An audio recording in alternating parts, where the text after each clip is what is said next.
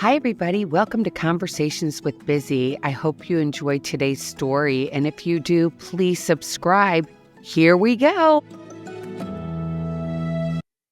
Hi, everybody. It's Bizzy from Conversations with Bizzy. How is everybody this Wednesday? It is episode 536. Can you believe 536 episodes? No, I cannot. So, you guys, I've been thinking about what am I going to talk about today? And the reality is that I really thought my alcoholism was like going to ruin my life and that it was over. And, knowing that I keep thinking back. I don't know why that is. I don't stare back. I just think back at how my life has changed so dramatically in 19 years. It's crazy. And my kids' lives have changed. I have a different spouse, obviously, than I did. Well, I didn't even have a spouse 19 years ago, but I had an ex-spouse.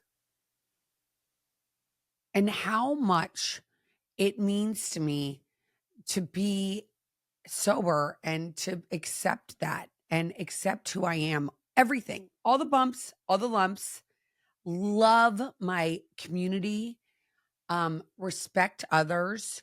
And most importantly, what I have found is that I really trust God today. You guys, I really, really trust God. And I found all this light. When you're in when I was in my active addiction, I was like, my life is over. I didn't want to have any feelings. I was like, I'm going to be Humpty Dumpty. All the king's horses and all the king's me. I can't put Humpty back together again. Really, truly believe that about myself. I was like, um, this is it. My life is over. I am coming in.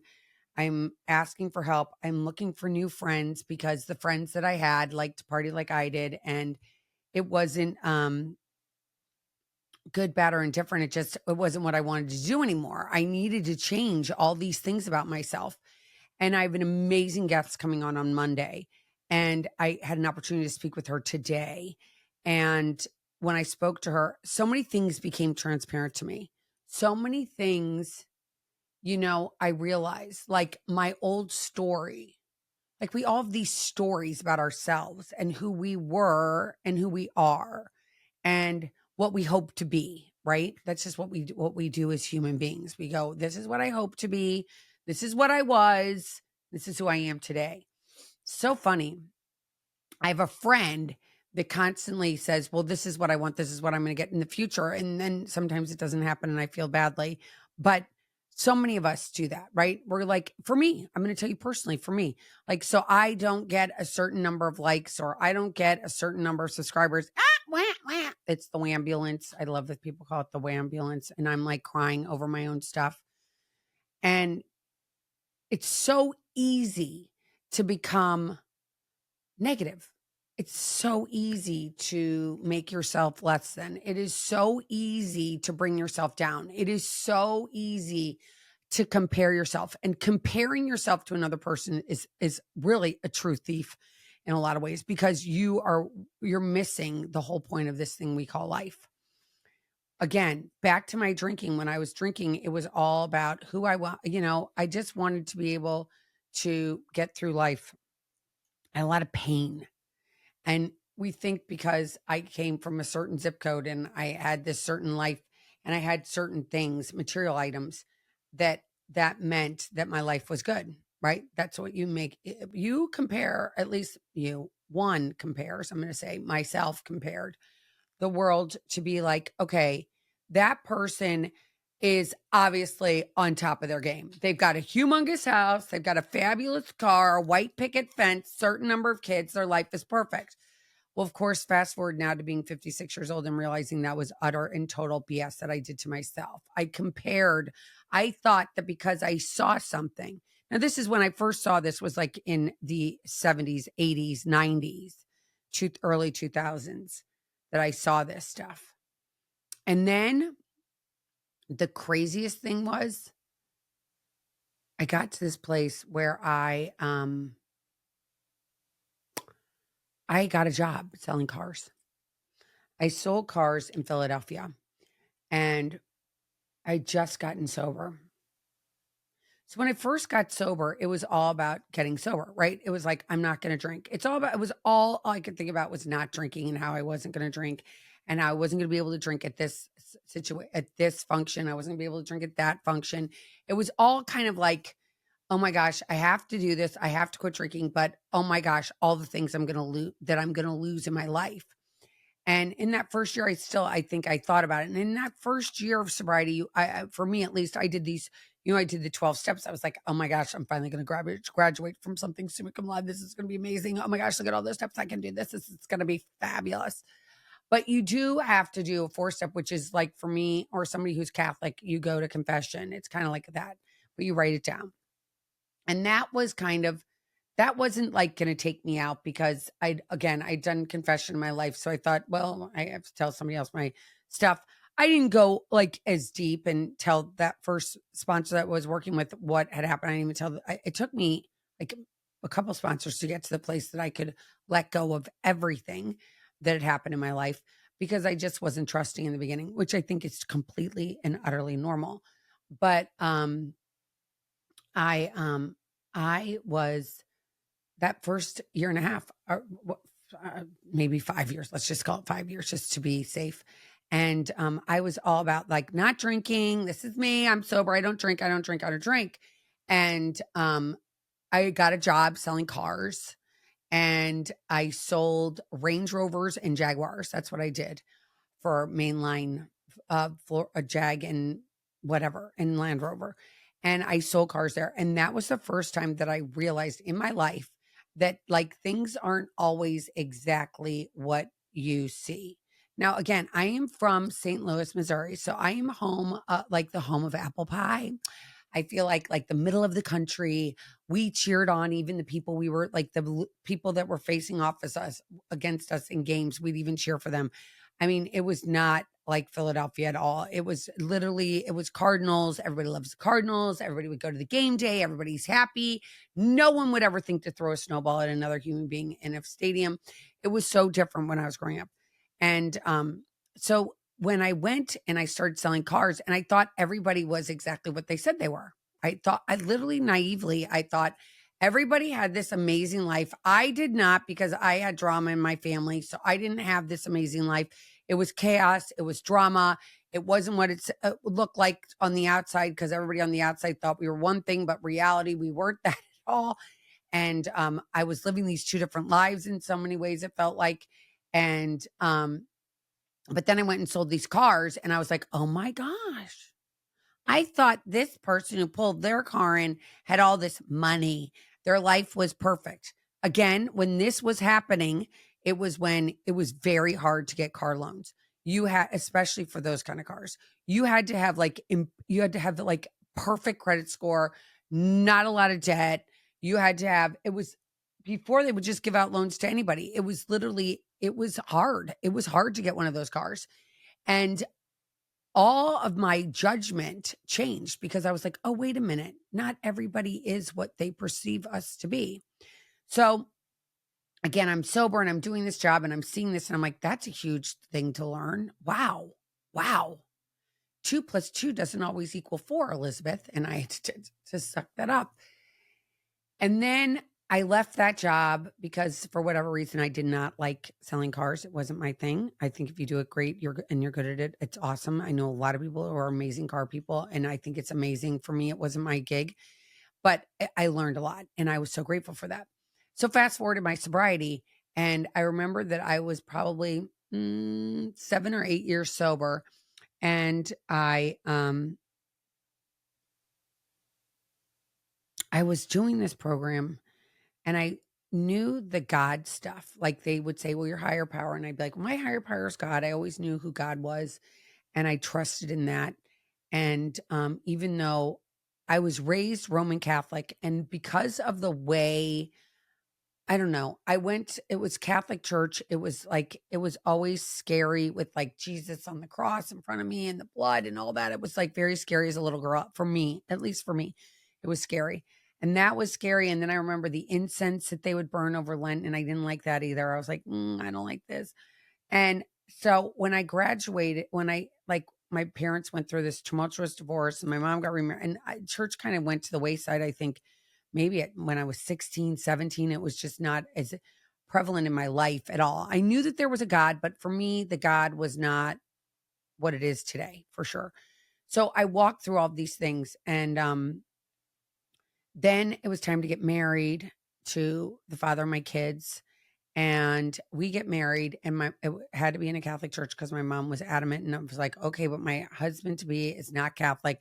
And my mom goes, I don't care. And I'm like, well, I'm not going into a marriage where they're going to not offer my husband's family the Eucharist as well because they're not Catholic, they're Episcopalian. So can we not do that? And I don't want to do that, Mom. I want to be able to offer. I want to go in on the same page with my soon-to-be husband. I don't want us to be starting this separated. And she's like, fine, fine, fine. I'll do whatever you want me to do. So she did whatever she did and did her magic that she did, and which I'm grateful for. And so we started off. Everybody was allowed to get communion.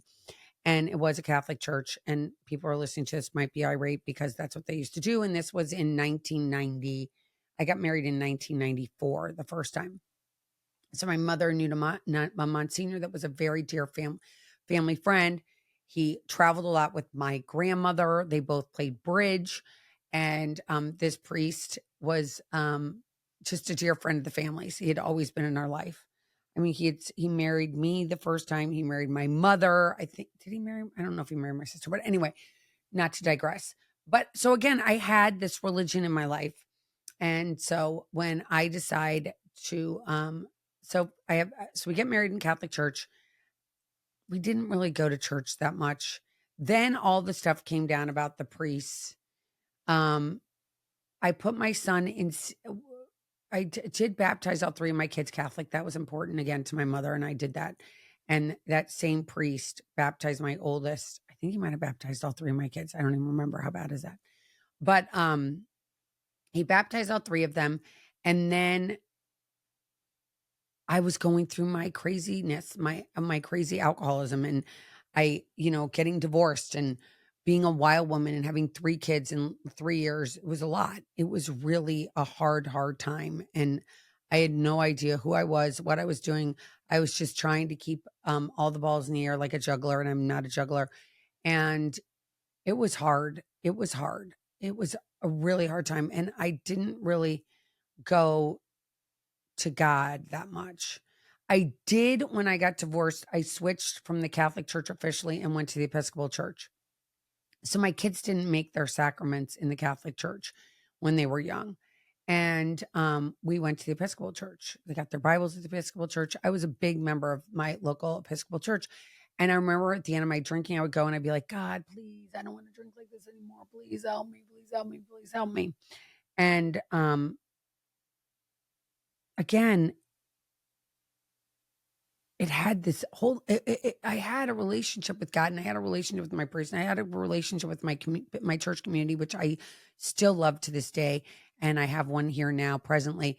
But when I don't know, I think because life was so lifey back then, I had 3 kids. I had just met JF. We were getting together. I was introducing him to church. He had never really gone to church since he was a very young child. And so I brought him into the Episcopal Church. Then we were managing, like he has 2 kids. I have 3 kids, and like doing that whole thing. And I was sober, and I was doing my sober thing, and my kids were getting older, and just life was happening, and God was there, but I didn't remember I didn't again have the belief I have today. It's so, looking back though, God was always there. And so were my guardian angels. And so was the Blessed Mother. But I never really looked at it like that. I really looked at it like, okay, this is what I do. I obviously believe in God. But did I trust him the way I trust him today? I don't know. I think if you had asked me if I trust him, I probably would have said yes. But did I really trust him in my heart? That's a huge, huge, huge difference, right? It's easy to say, I trust him when life is going well. But when life gets hard, that's when it's hard. So I was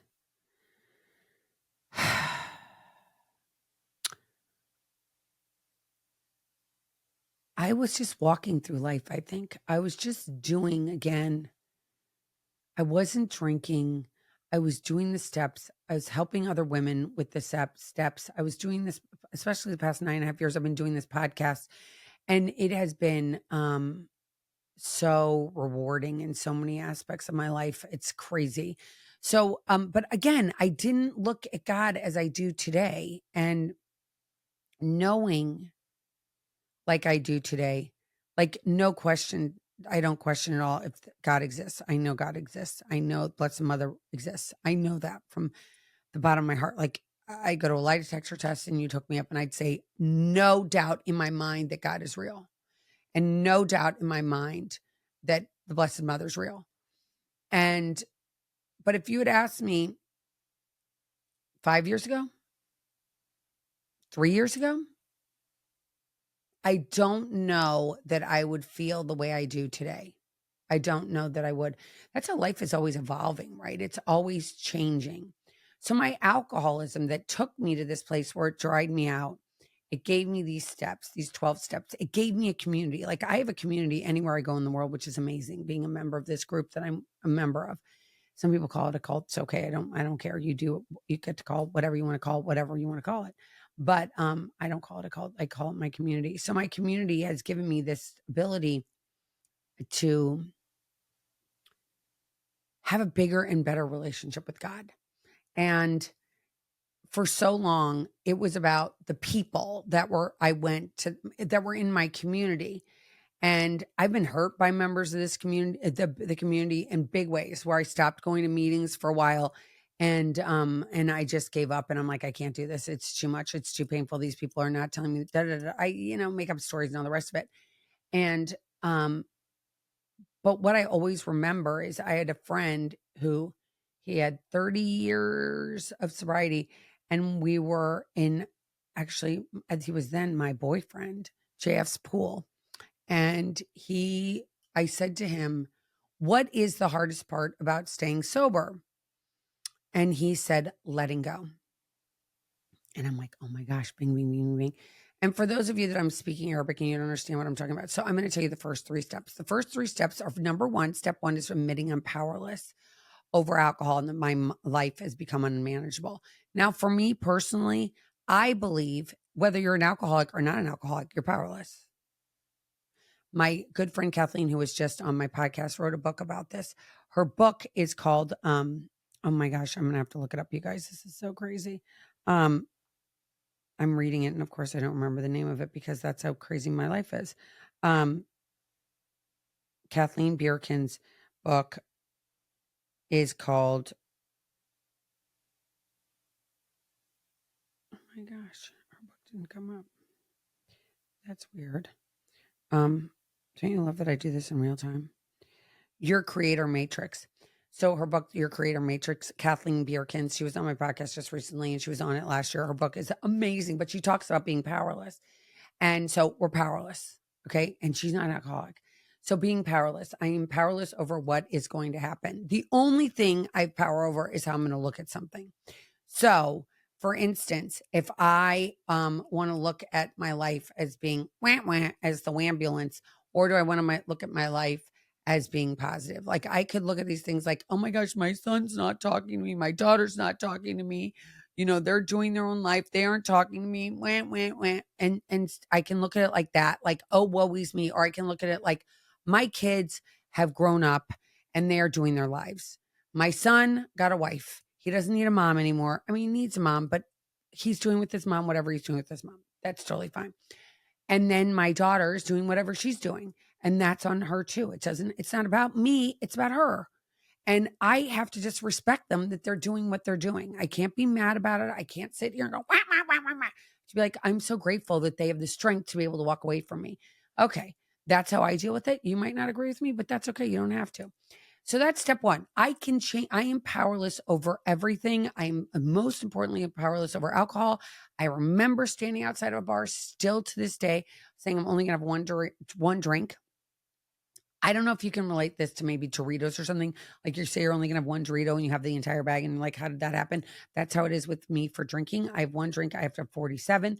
I cannot just have one. It's just not, I have one. My head blows up like a Christmas tree. I want more. And so I'm powerless over it. And step two is I came to believe in a power greater than myself. So for me, I was like, oh, I have to come to believe in a power greater than myself. So I already believe that there's a God. So that I got down for a long time. And to go one step further is God's going to restore me from insanity.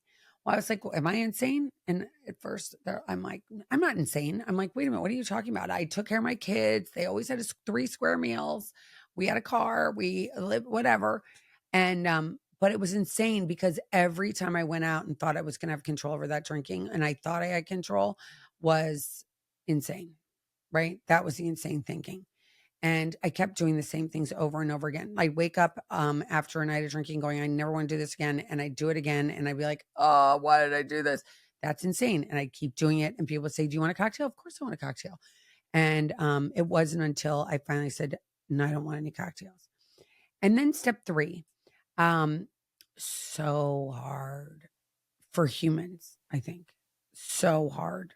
And I don't just mean alcoholics, I think humans. And this is where my life has changed dramatically.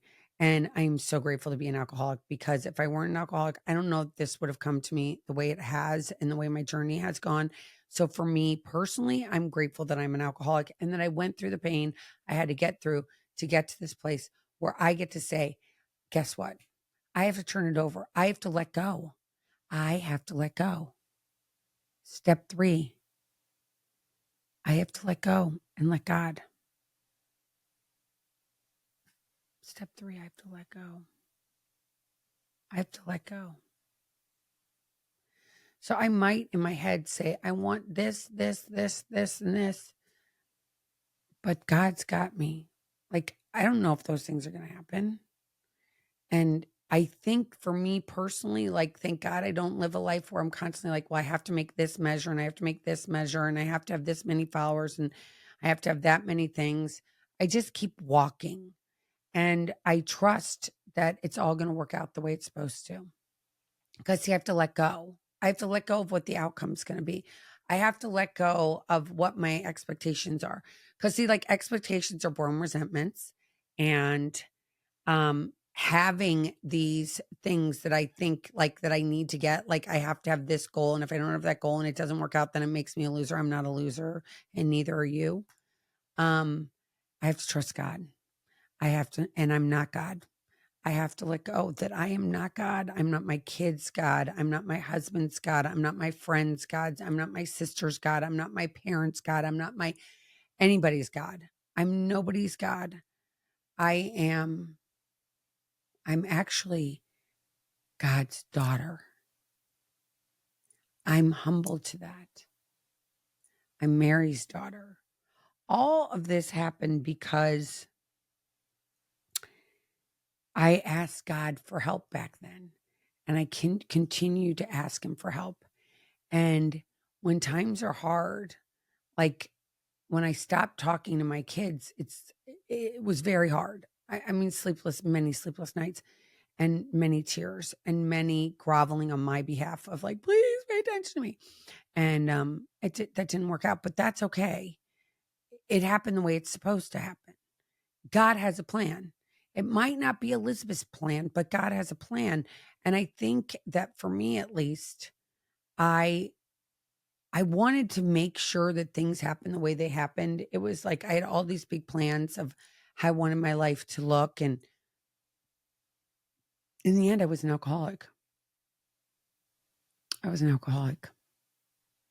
And because of that pain of being an alcoholic, the pain that I've been carrying for so long, and I was masking with the alcohol. And once I put down the alcohol and I could actually go to this place and say, okay, this is who I really am. and pull back all those layers of onions. They weren't actually onions, they were layers of steel that were around my heart. Once I could let those layers go and I could go, okay, I'm okay. My heart's okay. I can be vulnerable. I can be hurt by others. I can let go. I can let my heart free. It's so freeing. It is so freeing. The more I let God in, the more I let go and let God, the easier life gets. Me wanting to have these strategies were so much more complicated. God, it was so much more complicated to say, this is what I want, and you're not giving it to me. Wah, wah, wah, wah, wah. Call the wham police again. And realizing that God does for me what I can't do for myself, right? So if I turn my will over, then, and I really turn it over and I say, God, you're in control, not Elizabeth. I get an outcome that God wants, not what Elizabeth wants. So I just let go every day and just see what's going to happen. If I do that, then my life becomes beyond my wildest dreams. If I have put myself in this place of like my alcohol thinking, which is like so small, it's like only A, B, and C are in here. These are the only options and they're not happening. So I have to stomp my feet and this is happening and this is terrible and this is terrible. And it's not terrible always. You know, I always thought, I heard this. This is not an original thought, but I remember saying, oh my gosh, I'm going to be late for this thing. And oh my gosh, I'm late. And somebody saying to me, Elizabeth, do you realize you could be late because maybe you're missing an accident on the highway? Or, you know, the person that you've heard, that you hear about that was supposed to be on a plane and then they don't get on the plane for whatever reason they don't. And then they weren't on the plane and a plane crash. Why was that? Does God work like that for you? He does for me. I'm not a person who lives in constant wanting to be like, you have to prove it to me. You have to prove it to me. Where's the evidence? I need to see why you believe that. I need evidence. I don't live like that. I never have. Maybe it's that back to that Midwestern thing that I have. Like, I trust that everything's going to be the way it's supposed to be. Today, I know I'm almost 2 decades into this, but I trust. There's tools that I implement so I stay in that trusting, because I think that if I didn't use the tools that I use today to keep me with hope and love and, you know, the sense of contentmentness, that's not a word, a sense of serenity, we'll call it serenity. And I am content. Not contempt. I am content. And hello, I just did those whole worlds. Sorry, I confused you right there, but I am content in my life. And I never ever thought I would be. And it's because I walk every day with God. My life is not perfect by any stretch of the imagination. In fact, if somebody came and did an audit of my life, I don't know what score they'd give me, and it doesn't really matter. The reality is this: I walk every day with God. And because of that, it doesn't matter. All this other stuff doesn't matter. All the noise around me doesn't matter. It's just like, if I can help another alcoholic, it gives me such joy. If I can help, I'm going to take it to one step further. If I can help another human being walking on this planet, every day, just one person, it's a good day. I have a good life because I can help somebody else. If I can help somebody else, for one, I'm not focused on me and my wambulance in my head. I'm able to get out of what's going on up here in my brain, and I'm able to help somebody else. I'm able to be in a moment. I just had the opportunity, I talked about it in my newsletter. I just had the opportunity to start a meeting in Delray. I've been wanting to start a meeting here for since I moved here, pretty much. And I went to my church down the street, the Catholic church down the street, and I said, please, please, please. And they're like, no, sorry, no. And they said, well, we're going to call you back, we promise. And they didn't call me back. And I was like, okay, I guess it's not meant to be. I keep trying to push my square peg into the round hole. Please let me have this. Please let me do this.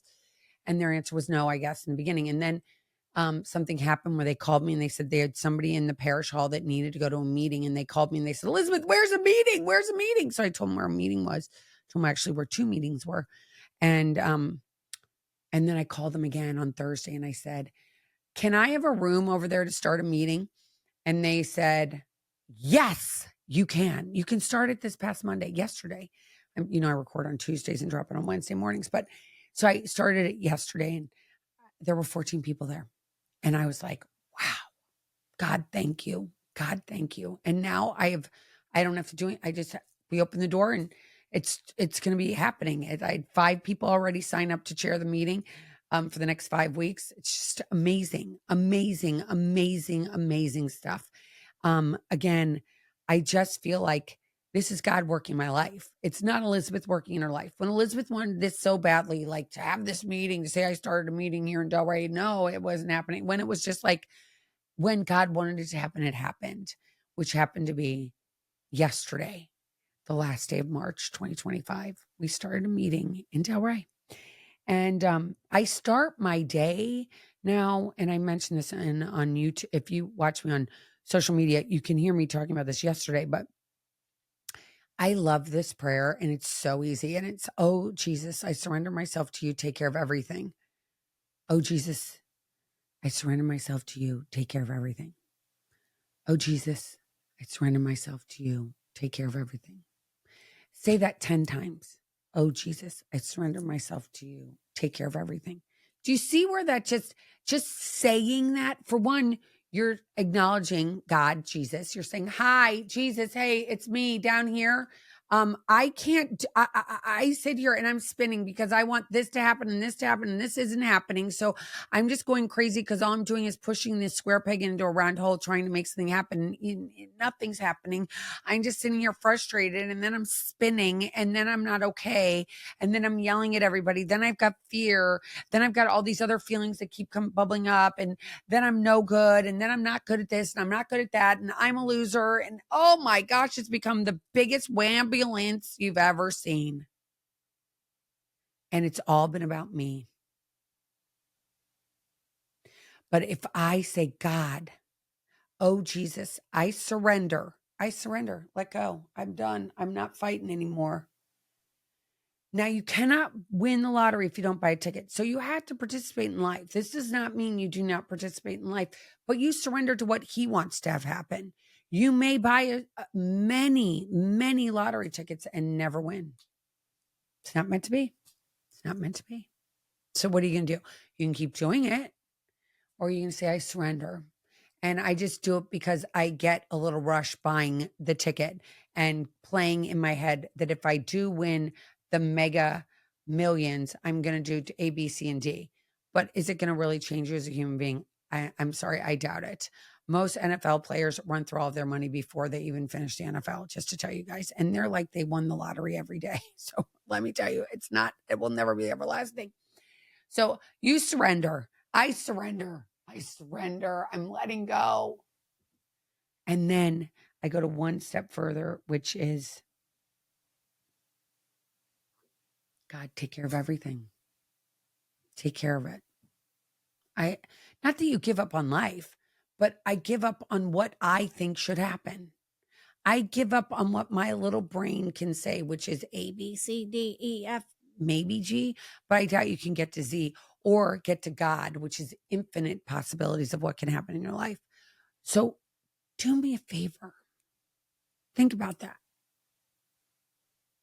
My alcoholism back 19 years ago, I was still drinking today. So 19 years ago today, I was still drinking. And if you had told that girl, this girl right here, Elizabeth Chance, 19 years ago, your life, you're going to turn your will and your life over to the care of God as you understand him every day. I'd be like, no, I'm not. I'm in control. I tried to make everything happen perfectly in my life. At that point, would I have ever looked at the fact that I tried to make everything perfect in my life? I wanted the white picket fence. I wanted the perfect husband. I wanted the 3 perfect kids. I wanted da, da, da, da, da, da, da, da, da. All material stuff, by the way. Would have I ever looked at it and said, I can just trust God's got me? No. I honestly can tell you that I would never have ever thought that. And you may think, I thought God was mad at me for things that I had done in my past. I really did. I hadn't been to confession in, geez, I went last year and let's say it was 30 years. I don't know, a long time. And I finally went to confession last year in Medjugorje, and everything, I thought I was so scared. I was in line with my friend Stefina, and she's like, you can do this. You can do this. She's cheering me on. She's walking along with me. And I did it. And it was so freeing. Again, God has already forgiven you. You're the one that hasn't forgiven you. It's not God, it's you. Okay, so take ownership in that. That's humbly saying, okay, God has got me. I don't have to worry about it. God's got me. So going to that and going, God's forgiven me, it takes a lot of humility, by the way. It takes a lot of humility to not think so big of ourselves. Our egos are so big. We're like, how could God forgive me? I've been so terrible. Well, he has. So let go of that and realize that if you just ask him for help and say thank you at the end of the day, just start with that. Like in the morning, God, thank you that I woke up today. And when you go to bed, thank you for this day. See how your life just changed by that two little things in the morning and at night. God, thank you for giving me today. God, thank you for giving me today. 7 words. 7 words in the morning, and at night, thank you, God, for today. 5 words. You could say it in the morning and at night. Thank you for today. Thank you for today. Thank you for today. We overcomplicate things. Stop overcomplicating things, you guys. I swear I wish I'd let go so much sooner, but I had it the way God wanted it to be. And we are all exactly where God wants us today. God loves you. I don't want you ever to doubt that. And know that you can start your day over at any point. Even at 9:55 p.m. if you go to bed at 10, you could be like, I'm starting my day over for the last 5 minutes. I got to make this a good day. Do that. And thank God again for your day, because we're all so blessed to have the ability to listen and the ability to hear and the ability to share and the ability to say thank you. It's pretty amazing. It's pretty amazing. You guys, I hope you enjoyed today's show. Again, I have a fabulous guest on Monday. Please be aware to make sure you listen. It's Carrie Sheffield. She wrote the book. I'm just going to give you a preview. She wrote the Motorhome Prophecies, and they are so good. And she came on the show, and we had such a great conversation, and I can't wait for you guys to listen to it on Monday. So that's coming out on Monday. Newsletter on Friday. Subscribe to my shows, please, please, please, please, please.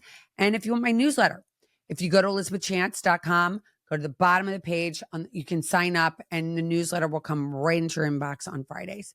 So that's enough from me today. Sending you guys all big hugs, lots of love, and I will talk to you sooner than later. Thanks for listening to Conversations with Bizzy. I hope you enjoyed today's show. If you did, if you could subscribe, that would mean the world to me. And follow me on all social media. And you can also get my newsletter every Friday morning into your inbox. Just go to elizabethchance.com and subscribe. Take care.